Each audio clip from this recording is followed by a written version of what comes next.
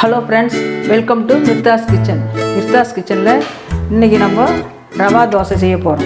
அதுக்கு தேவையான பொருள் என்னென்னு பார்த்துக்கலாம். 1 கப் ரவை எடுத்திருக்கேன், 3/4 கப் மைதா மாவு, 3/4 கப் அரிசி மாவு எடுத்திருக்கேன், மிளகு 1 ஸ்பூன், ஜீரகம் 1 ஸ்பூன், இஞ்சி பொடியாக நறுக்குனது, முந்திரி, கொஞ்சமாக பச்சை மிளகா, கறிவேப்பிலை, கொத்தமல்லி, உப்பு, பொரிக்கிறதுக்கு எண்ணெய், வெங்காயம் பொடியாக கட் பண்ணது, ரவை, அரிசி மாவு, மைதா மாவு எல்லாத்தையும் ஒரு பாத்திரத்தில் கொட்டி ஒரு 1/2 hour முன்னாடி இந்த மாதிரி கரைச்சி வச்சுருக்கேன். இதுக்கு தேவையான அளவு உப்பு போட்டுக்கிறேன், கொஞ்சமாக ஜீரகம் சேர்த்துக்கிறேன், கொஞ்சமாக மிளகு போட்டுக்கலாம், பொடியாக நறுக்குன இஞ்சியை போட்டுக்கலாம், முந்திரியை போட்டுக்கலாம். போட்டுட்டு இந்த அளவுக்கு நம்ம இப்படி கரைச்சி வச்சுக்கலாம். இப்படி கரைச்சிட்டு ரவை கொஞ்சம் நேரம் ஊறினா கெட்டி ஆகிடும். அப்போ நம்ம தேவையான அளவுக்கு தண்ணி ஊற்றிக்கணும். இதுலேயே கொஞ்சமாக கறிவேப்பிலை ஆட் பண்ணிக்கிறேன், கொஞ்சம் கொத்தமல்லியை ஆட் பண்ணிக்கிறேன். இந்த மாவா கூடவே 1 ஸ்பூன் அளவு சர்க்கரை சேர்த்துட்றேன்.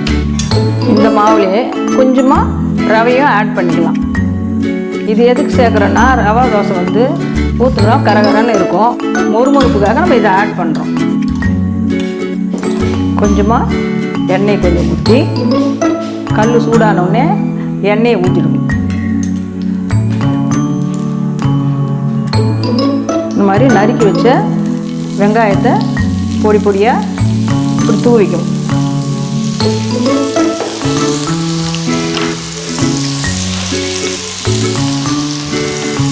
கொஞ்சம் பச்சை மிளகாயும் ஆட் பண்ணிக்கலாம்.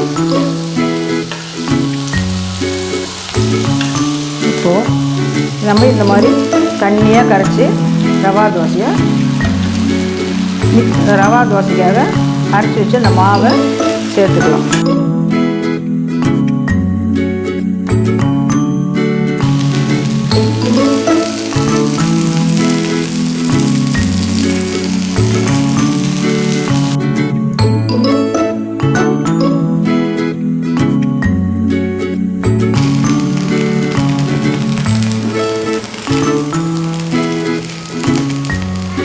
இதை இப்படி திருப்பி போட்டுடலாம்.